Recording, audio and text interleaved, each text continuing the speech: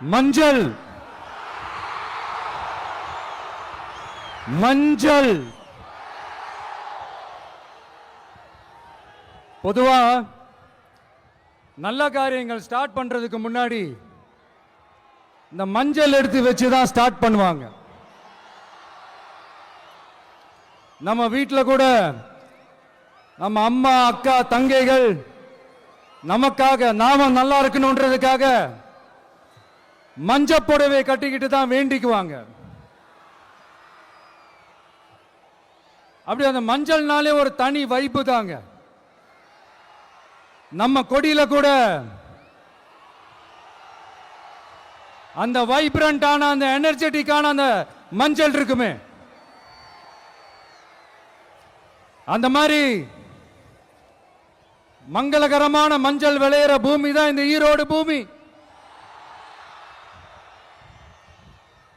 இங்க வந்து மஞ்சளை பத்தி பேசாம வேற எங்க போய் பேசுறது? அது மட்டும் இல்ல, இங்க ஒரு மகத்தான ஒரு மனிதரை பத்தி நம்ம பேசி ஆகணும். இந்த ஈரோடு மண் விவசாயத்துக்கும் பேர் போன மண். இங்க நடக்கிற அந்த விவசாயத்துக்கு மிக முக்கியமான ஒரு கவசமா இருக்கிறது என்ன தெரியுமா? காலிங்கராயன் அணை, காலிங்கராயன் கால்வாய். காலிங்கராயன் அணை கட்டினதுலையும் கால்வாய் வெட்டினதுலையும் உயிரான உணர்வு பூர்வமான நிறைய விஷயங்கள் இருக்குது. அப்படி அந்த ப்ராசஸ்ல அவர் அந்த அணை கட்டும் போதும் கால்வாய் வெட்டும் போதும் ரொம்ப சோர்வடைஞ்சிட்டாராம்.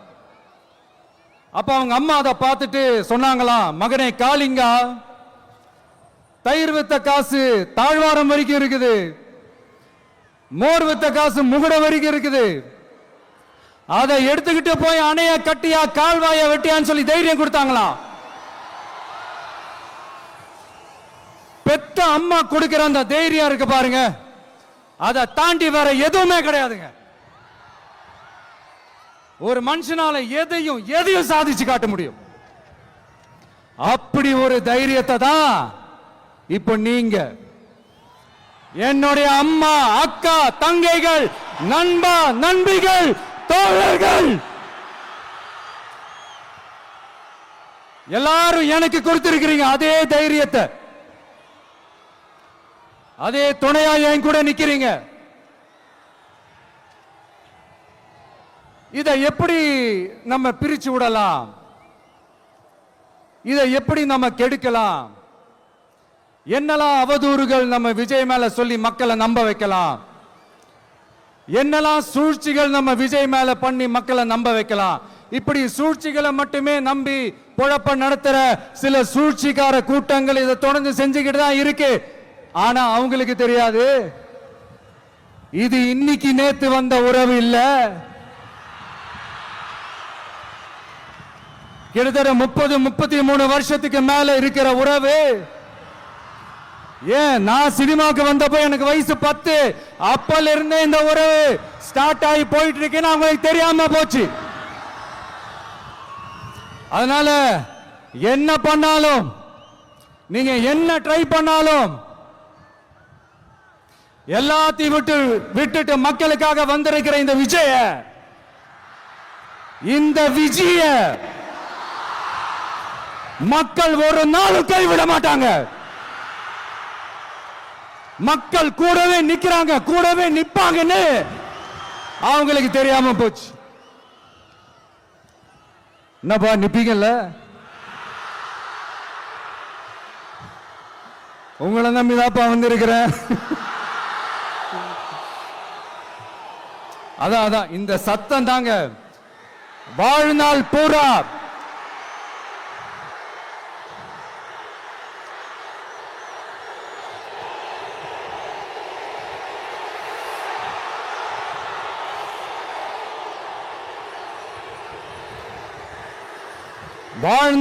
உங்களுக்கு நன்றியோடவே இருப்பேன்.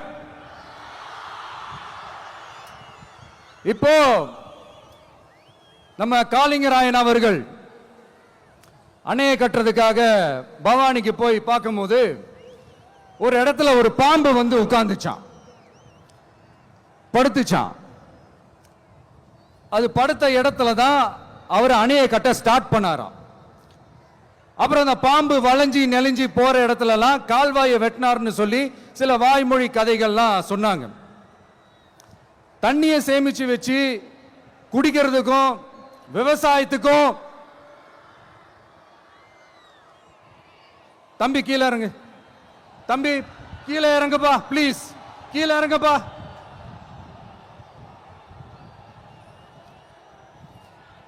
Okay, thank you thank you. கீழே இறங்குங்க, கீழே இறங்குப்பா. நீ இறங்கினாதான் புத்தம் கொடுப்பேன்.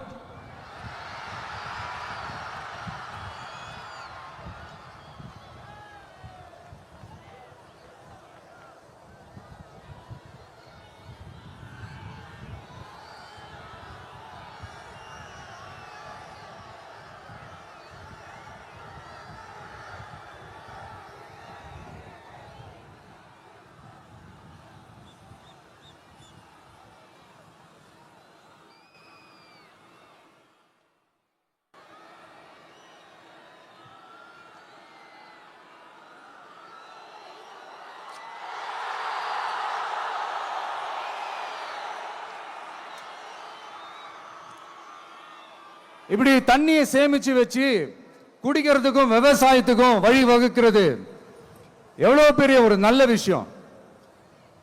சோ இந்த மாதிரி நல்ல விஷயங்கள்லாம் செஞ்சிட்டு கதைகள் சொன்னா பரவாயில்ல, எதுவுமே செய்யாம கதைகளை மட்டும் அடிச்சு விடுறது எப்படி? அத்திக்கடவு அவிநாசி திட்டத்தை இன்னும் விரிவுபடுத்தினா அந்த 3 மாவட்டத்தில் இருக்கிற லட்சக்கணக்கான மக்களுக்கு எவ்வளவு பிரயோஜனமா இருக்கும். எத்தனையோ லட்சம் ஏக்கர் நிலங்கள்ல விவசாயம் நடத்தினா எவ்வளவு பிரயோஜனமா இருக்கும். ஏன் அதெல்லாம் பண்ண மாட்டேன்றீங்க? வள்ளுவர் கோட்டத்துக்கு காட்டுற அக்கறைய இங்க மக்கள் வாழ்வாதாரத்தில் கொஞ்சம் காட்டலாம்ல, ஏன் காட்ட மாட்டேன்றீங்க? இங்க என்ன கவர்மெண்ட் நடத்துறாங்களா இல்ல கண்காட்சி நடத்துறாங்களா? இந்த 21ஆம் நூற்றாண்டிலே மக்களை பத்தி எதுவுமே யோசிக்கிறது இல்ல. ஆனா அந்த காலத்திலேயே இது எல்லாத்தையும் பத்தி யோசிச்ச, மக்களை பத்தி, குடிக்கிற தண்ணியை பத்தி, விவசாயத்தை பத்தி, அணை கட்டுறதை பத்தி, கால்வாய் வெட்டுறதை பத்தி, இதெல்லாம் எங்கிருந்து? பவானியிலிருந்து நொய்யலாறு வரைக்கும் கால்வாய் வெட்டி இதெல்லாத்தையும் பத்தி யோசிச்ச காளிங்கராயன் அவர்களுக்கு கோடி கும்பிடு போட்டாலும் பார்த்தாதுங்க.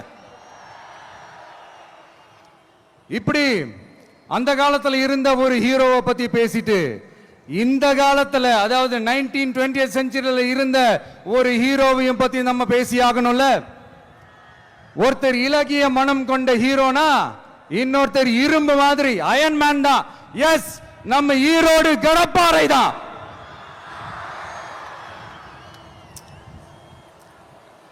ஒட்டுமொத்த தமிழ்நாட்டையே திருப்பி போட்ட சீர்திருத்த நெம்புகோல். ஈரோடு மாவட்டத்தில் பிறந்த அவர்தான் இந்தியாவுக்கே இடஒதுக்கீடு சம்பந்தமான அரசியல் சட்டத்தை திருத்தறதுக்காக போராட்டம் நடத்தினவர் யாரு? நம்ம தந்தை பெரியாரு. 100 வருஷத்துக்கு முன்னாடியே வகுப்பு வாரி பிரதிநிதித்துவம் வேணும்னு கேட்டவர். அன்னைக்கும் சரி இன்னைக்கும் சரி ஒரு ஆச்சரியத்தோட பார்க்கக்கூடிய ஒரு மனிதர், நம்மளுடைய கொள்கை தலைவர். அப்ப அண்ணாவும் எம்ஜிஆரும் யாரு? பெரியார் அவர்கள் கிட்ட இருந்து எங்களுக்கு தேவையான கொள்கைகளை எடுத்துக்கிட்டோம். அவரை ஃபாலோ பண்ற, அவரை வழிகாட்டி ஏத்துக்கிட்ட அண்ணா அவர்கள் கிட்ட இருந்தோம், எம்ஜிஆர் அவர்கள் கிட்ட இருந்தோம் தேர்தல் அணுகுமுறையை எடுத்துக்கிட்டோம். அண்ணாவும் எம்ஜிஆரும் தமிழ்நாட்டோட சொத்து. அவங்கள பயன்படுத்துறத பத்தி யாரும் இங்க கம்ப்ளைண்ட்லாம் பண்ண முடியாது. அண்ணா எங்களோடது, எம்ஜிஆர் எங்களோடது, நீங்களா எடுத்துக்க கூடாது அப்படிலாம் யாரும் இங்க அழுதுட்டு இருக்க முடியாது, சொல்லிவிட்டேன். அதனால நாங்க ஒரு வழியில அரசியல் செஞ்சுக்கிட்டு போயிட்டு இருக்கிறோம். உங்களுக்கு தான் டிவிக்கு ஒரு பொருட்டே இல்லைல்ல, அப்புறம் ஏன் கதறீங்க? அப்புறம் ஆளாளுக்கு அங்க போயிட்டு இங்க போயிட்டு புலம்பி தள்ளிக்கிட்டு இருக்கிறீங்க. இது எப்படி இருக்கு தெரியுமா? எனக்கு பயம் இல்ல, எனக்கு பயம் இல்ல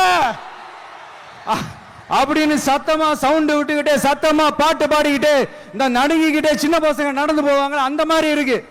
முதல்ல மண்டையில இருக்கிற கொண்டைய மறைங்க சார்.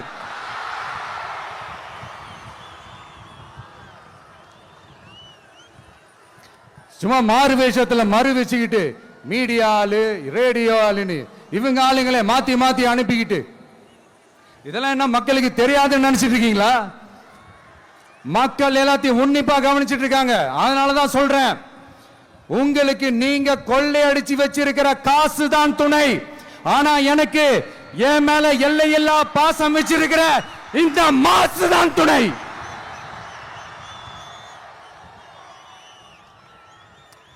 இப்படி நமக்கு துணையா இருக்கிற ஈரோடு மக்களுக்காக நான் இப்போ குரல் கொடுக்கலாம் வந்திருக்கிறேன். சரி, இப்ப விஷயத்துக்கு வருவோம்.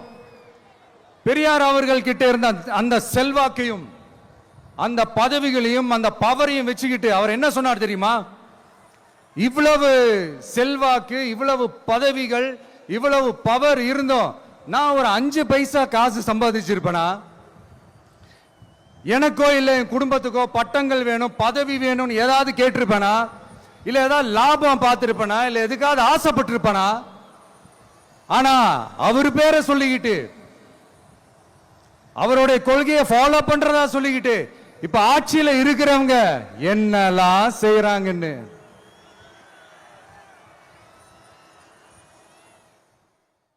அதனாலதான் சொல்றோம், பெரியார் பேரை சொல்லிக்கிட்டு தயவு செஞ்சு கொள்ளையடிக்காதீங்கயா, தயவு செஞ்சு கொள்ளையடிக்காதீங்க. அவரு பேரை சொல்லிக்கிட்டு பெரியார் பேரை சொல்லி கொள்ளையடிக்கிற இவங்க தான் நம்மளுடைய அரசியல் எதிரி. மக்களை நீங்க சொல்லுங்க, நம்மளுடைய அரசியல் எதிரி யாரு? நம்மளுடைய கொள்கை எதிரி யாரு? ரிப்பீட், நம்மளுடைய அரசியல் எதிரி யாரு? நம்மளுடைய கொள்கை எதிரி யாரு? உங்களுக்கு புரியுது இல்ல? எனக்கு அது போதும்யா, எனக்கு வேற எதுவுமே தேவையில்லை.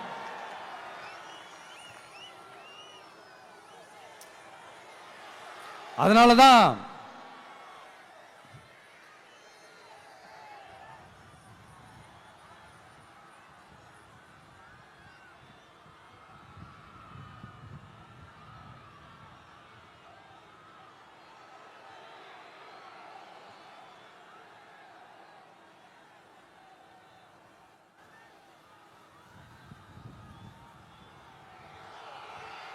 உங்களுக்கு நம்மளை பத்தி நம்ம அரசியலோட நீங்க எல்லாரும் என்னோட அரசியலோட கனெக்டடா இருக்கீங்கன்றது ரொம்ப தெளிவா தெரியுது.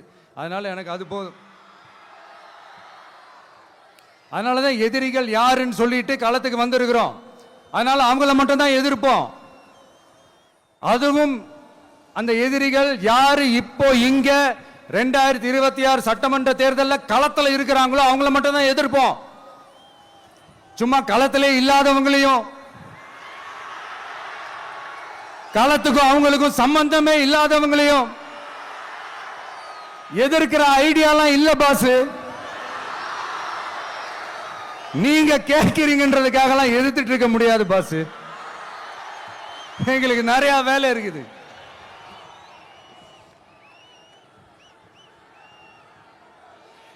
எத்தனை எத்தனை பொய்யான வாக்குறுதிகள். வந்த உடனே நீட்டை ரத்து செய்வோம், கல்வி கடனை ரத்து செய்வோம், கேஸ் சிலிண்டருக்கு மானியமா 100 ரூபாய் தருவோம், என்னெல்லாம் அடிச்சு விட்டுட்டு இன்னி வரைக்கும் கேட்கிறேன், இதெல்லாம் சொன்னாங்களே செஞ்சாங்களா? இவங்க எப்பவுமே இப்படிதான், சொல்றது ஒண்ணு செய்யறது ஒண்ணு.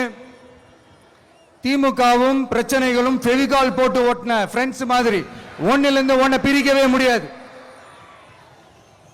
இப்போ ஈரோடு பகுதியில் இருக்கிற பிரச்சனையை பத்தி பேசுவோம். பெரியார் பேரை மட்டும் சொல்லிக்கிட்டு எப்படி அவரோட கொள்கைகளுக்கு எதிராக செயல்படுறாங்களோ அப்படிதான் இந்த மஞ்சள் நகரத்தோட மஞ்சளுக்கும் ஒண்ணும் பண்ணல, மஞ்சள் விவசாயிகளுக்கும் ஒண்ணும் பண்ணல. ஆராய்ச்சி மையம், சிறப்பு மையம்னு கோடி கோடியா டெண்டர் விட்டாங்க, பேருக்கு கட்டிடத்தை கட்டினாங்க. ஆனா உலகமே போட்டி போட்டு வாங்குற மஞ்சளை மதிப்பு கூட்டி விற்பனை செய்ய, அதாவது அதோட வேல்யூ இன்க்ரீஸ் பண்ணி நம்ம விவசாயிகளுக்கும் இந்த மாவட்ட மக்களுக்கும் நன்மை செய்ய இதுவரைக்கும் என்ன செஞ்சிருக்காங்கன்னு யோசிச்சு பார்த்தா ஒரு பெரிய ஜீரோ தான். கரும்பு நெல்லுக்கு அரசாங்கம் விலை பிக்ஸ் பண்றாங்க, அதையும் ஒழுங்கா பண்றதில்ல. ஒவ்வொரு முறையும் பிரச்சனை. அங்க நெல் கொள்முதல் செய்யறதுல ஊழல். சரி, நாம கஷ்டப்பட்டு விளைய வச்சது வீணா போக கூடாதுன்னு நினைச்சு நம்ம விவசாயிகள் கேட்கிற லஞ்சத்தை கொடுத்தாலும் அதுக்கப்புறம் கூட அந்த கொள்முதல் ஒழுங்கா நடக்கிறது இல்லை. அதையும் தாண்டி ஏதோ ஒரு விலை விவசாயிகளுக்கு கிடைக்குது.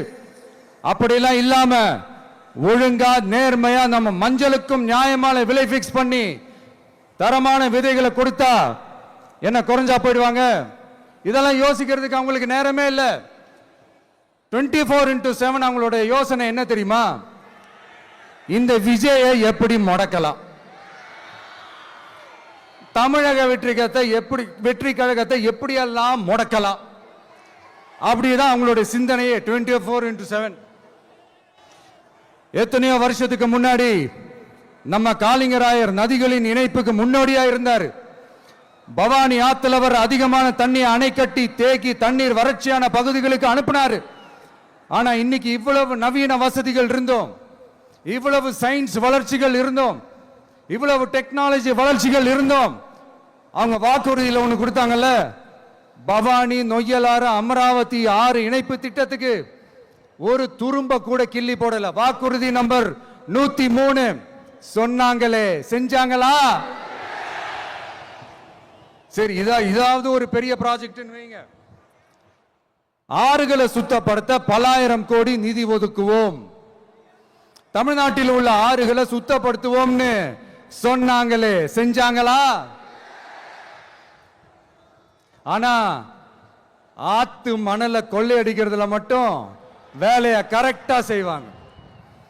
இதை நான் ஏன் திரும்ப திரும்ப சொல்றேன்னா, மக்களே நீங்க புரிஞ்சுக்கணும்.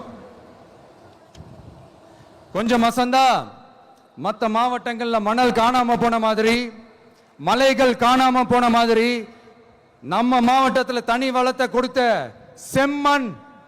செம்மண்ணும் காணாம போறதுக்கு வாய்ப்பு இருக்கு மக்களே. நம்ம மண்ணுக்கும் நம்ம ஆத்துக்கும் நம்ம விவசாயிக்கும் தான் இந்த மோசமான நிலைமை. அதனால ஏதாவது தொழில் செஞ்சு பிழைக்கலாம்னு பார்த்தா அதுக்கும் எங்க விடுறாங்க. தொழில்னு பார்த்தா 30% நெசவாளர்களுக்கு கூலி பாக்கி. அரசாங்கம் நம்ம நெசவாளர்கள் கிட்ட இருந்து கொள்முதல் செய்த வேட்டி சேலைக்கான கூலியை கூட போராடித்தான் வாங்க வேண்டியதா இருக்குது. அது சலுகையோ உதவியோ நலத்திட்டமோ கிடைக்காது. நம்ம உழைப்புக்கான ஊதியம், நம்மளோட உரிமை, அதுக்கே போராட வேண்டிய நிலையில தான் இந்த அரசாங்கம் நம்மளை வச்சிருக்கு. நல்லா பார்த்துக்கங்க மக்களே, உரிமைக்கு குரல் கொடுத்தவங்க தான் இவங்க. சிறு குறு தொழில்கள் பீக் ஹவர்ஸ் சார்ஜ்னு கரண்ட்டுக்கு அநியாய விலை வச்சு அதையும் செய்ய விடாம நம்மளை முடக்கிறாங்க. அந்த பீக் ஹவர்ஸ் சார்ஜ் கொள்ளையால எத்தனை வருஷமா எவ்வளவு பேர் பாதிக்கப்படுறோம், எவ்வளவு தொழில்கள் பாதிக்கப்படுது. நாமளும் கத்துறோம், போராடுறோம், கோரிக்கை வைக்கிறோம். எதையாவது இவங்க கண்டுக்கிறாங்களா? கொஞ்சம் யோசிங்க. ஏன் கண்டுக்க மாட்டேன்றாங்கன்னு கொஞ்சம் யோசிங்க. அப்பதாங்க பிரைவேட்ல அதிக விலைக்கு கரண்ட் வாங்க முடியும், அதுக்கு டெண்டர் விட முடியும். அப்படி டெண்டர் விட்ட மேட்டர்ல எல்லாம் என்ன நடக்கும்னு உங்களுக்கும் தெரியும், எனக்கும் தெரியும், நம்ம எல்லாருக்குமே தெரியும். இந்த மாதிரி ஈரோடுல மட்டும் இல்ல, எந்த மாவட்டத்துக்கு போனாலும் பிரச்சனைகள் மேல பிரச்சனைகள் தான். அதையெல்லாம் தீக்கிறதுக்கு ஒரு சொல்யூஷன் கூட சொல்லாம இதுல வேற பெருமையா மாடல் அரசு மாடல் அரசுங்கிறது. இல்ல நான் கேட்கிறேன், கூச்சமா இல்ல?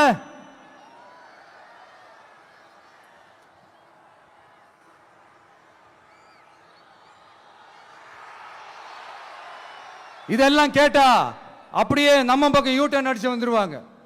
விஜய் என்ன அரசியல பேச மாட்டேன்றாரு, விஜய் என்ன சினிமா டயலாக் மாதிரி பேசுறாரு. விஜய்னா பஞ்சு டைலாக் பேசுறாரு, விஜய்னா 10 நிமிஷம் தான் பேசுறாரு, 9 நிமிஷம் தான் பேசுறாரு. நான் எத்தனை நிமிஷம் பேசினா உங்களுக்கு என்ன சார்?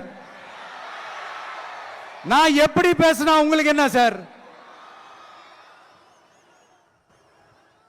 உள்ள விஷயம் என்னன்னு பாருங்க சார். ஒவ்வொரு மாவட்டத்துக்கும் போய் மக்கள் ஃபேஸ் பண்ற பிரச்சனைகளை எடுத்து பேசிட்டு இருக்கிறேன். பின்ன அது அரசியல் இல்லாம வேற எதுதான் அரசியல்? உங்களை மாதிரி தனிப்பட்ட முறையில் தரக்குறைவா அசிங்கமா பேசுறதுதான் அரசியல்னா அந்த அரசியல் நமக்கு வராது. வராதுன்னா நல்லாவே வரும். உங்களை விட எனக்கு அது நல்லாவே வரும். வேணான்னு விட்டு வச்சிருக்கிறோம். அப்புறம் உங்களுக்கு நமக்கு என்ன வித்தியாசம்? காஞ்சிபுரத்தில் நாம பேசும்போது இந்த மாதிரி உங்களால் அமைக்கப்பட போற ஆட்சியில நம்ம ஆட்சிக்கு வந்த உடனே என்னெல்லாம் செய்ய போறோம்ன்றது சிலது சொன்னோம். அதையெல்லாம் தப்பா புரிஞ்சுக்கிட்டு இப்போ சொல்றேன், விளக்கமா சொல்றேன். நான் சலுகைகளுக்கு எதிரானவன் கிடையாது. மக்களுக்கான சலுகைகளை இலவசம்னு சொல்லி அசிங்கப்படுத்துறதுல எனக்கு உடன்பாடு கிடையாது. மக்கள் காசுல மக்களுக்கு செய்யறதை எப்படி இலவசம்னு சொல்லுவீங்க? அப்படியே செஞ்சிட்டாலும் ஓசில போறேன்னு சொல்லி அசிங்கப்படுத்துறீங்க. என்ன கேட்கறதுக்கு ஆள் இல்லைன்னு நினைச்சீங்களா? மக்களுக்கு ஒண்ணுன்னா இந்த விஜய் வந்து நிப்பா, இந்த விஜய் வந்து கேள்வி கேட்பா. இந்த விஜய் எப்பவுமே மக்கள் பக்கம் தான். அதே மாதிரி மக்களும் என் பக்கம் தான். என் மக்கள் மானத்தோட மரியாதையோட கௌரவத்தோட வாழணும். என் மக்கள் யாருக்கும் கீழே கிடையாது. அப்படி அவங்க கௌரவத்தோட வாழணும்னா அவங்களுக்கான வாழ்க்கை தரம் உயரணும். வாழ்க்கை தரம் உயரணும்னா அவங்களோட வாழ்வாதாரம் உயரணும். வாழ்வாதாரம் உயர்ந்தாதான் பொருளாதாரம் உயரும். பொருளாதாரம் உயர்ந்தாதான் வசதி வாய்ப்புகள் உயரும். இதெல்லாம் உயர்ந்தாலே ஆட்டோமேட்டிக்கா அவங்களோட வாழ்க்கை தரம், அவங்களுக்கான மரியாதை, அவங்களுக்கான கௌரவம் எல்லாமே உயரும். இதுக்கான வழிகள், அந்த சூழல்களை அந்த கவர்மெண்ட் அமைச்சு கொடுக்கணும். இதுக்கான அந்த திட்டங்களை செயல்படுத்தணும். இதெல்லாம் செஞ்சாதான் இந்த அரசாங்கம் ஒரு நல்ல அரசாங்கம். இதைத்தான் சொன்னோம்.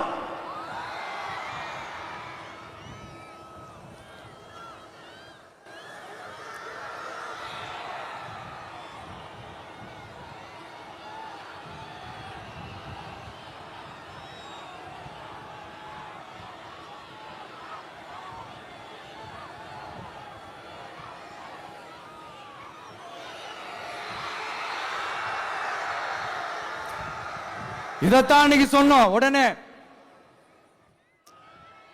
சொன்னா மட்டும் போதுமா? எப்படி செயல்படுத்துவீங்க? நாங்க என்ன வாயிலேயே வடை சுடுறதுக்கு டிஎம்கேவா? டிவி கேடா?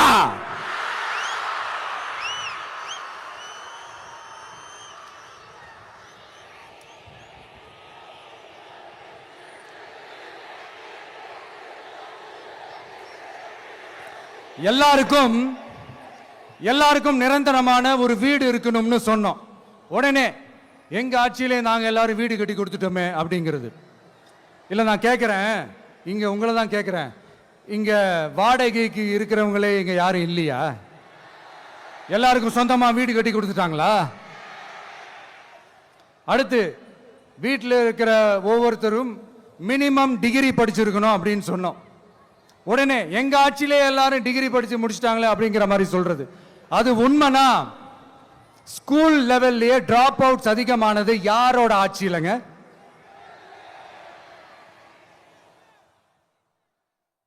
பசங்க பிள்ளைங்க யாரும் ஸ்கூல்ல சேரலன்னு சொல்லிட்டு எனக்கு தெரிஞ்சு 207 கவர்மெண்ட் ஸ்கூல்ஸ் மூடினது யாரோட ஆட்சியிலங்க? இதுல கல்வியில் சிறந்த தமிழ்நாடுன்னு டிராமா வேற. அடுத்து குடும்பத்தில் ஒருத்தருக்கு நிரந்தரமான வருமானம் வரணும், வேலை வாய்ப்பு கிடைக்கணும் அப்படின்னா நாங்க கொடுக்காத வருமானமா, நாங்க கொடுக்காத வேலையா அப்படிங்கிறது. எத்தனையோ லட்சம் காலி பணியிடங்கள் நிரப்புவோம்னு வாக்குறுதி கொடுத்துட்டு ஆட்சிக்கு வந்தீங்கல்ல, எத்தனை லட்சம் காலி பணியிடங்களை நிரப்புனீங்க? அட்லீஸ்ட் 1 லட்சம் காலி பணியிடங்களாவது நிரப்புனீங்களா? இதெல்லாம் சொல்லிட்டு மக்களை ஏமாத்துறது யாரோட ஆட்சியிலங்க? அடுத்து ரொம்ப முக்கியமா பெண்களுக்கு பாதுகாப்பு இல்ல, சட்டம் ஒழுங்கு சரியா இல்லைன்னு சொன்னா தமிழ்நாட்டில் பெண்கள் பாதுகாப்பு தான் அதிகமா இருக்குதான். நீங்க சொல்லுங்க மக்களே, பெண்கள் பாதுகாப்பு இருக்கு? சட்டம் ஒழுங்கு சரியா இருக்கு? அவங்க சொல்றது உண்மையா? அவங்க சொல்றதை நீங்க ஏத்துக்கிறீங்களா? சத்தமா கேக்குதா சார்? இதுதான் ரியாலிட்டி, இதுதான் நிஜம். நம்மளுடைய ஆட்சியில சட்டம் ஒழுங்குல சமரசமே இருக்காது. அதனாலதான் இவ்வளவு ஸ்ட்ராங்கா சொல்றோம், தைரியமா இருங்க மக்களே. இந்த மாதிரி விஷயங்கள்லாம் நம்ம மக்கள் கிட்ட எடுத்து சொன்னா உடனே இந்த இது எடுத்துட்டு வந்துருவாங்க.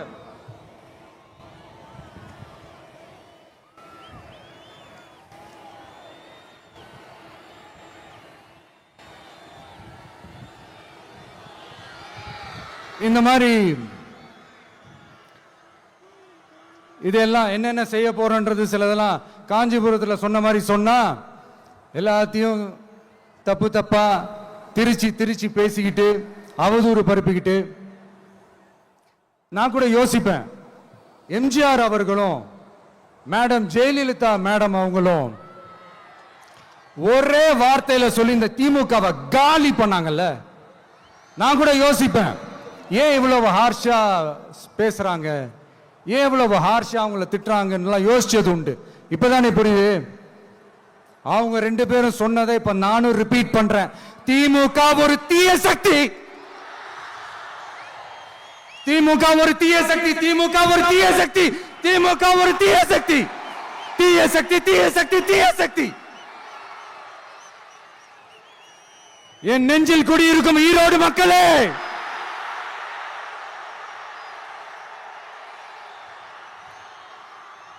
டிவிகே ஒரு தூய சக்தி. எப்படி? டிவிகே ஒரு தூய சக்தி. தூய சக்தி டிவிகேவுக்கும் தீய சக்தி டிஎம்கேவுக்கும் தான் போட்டியே.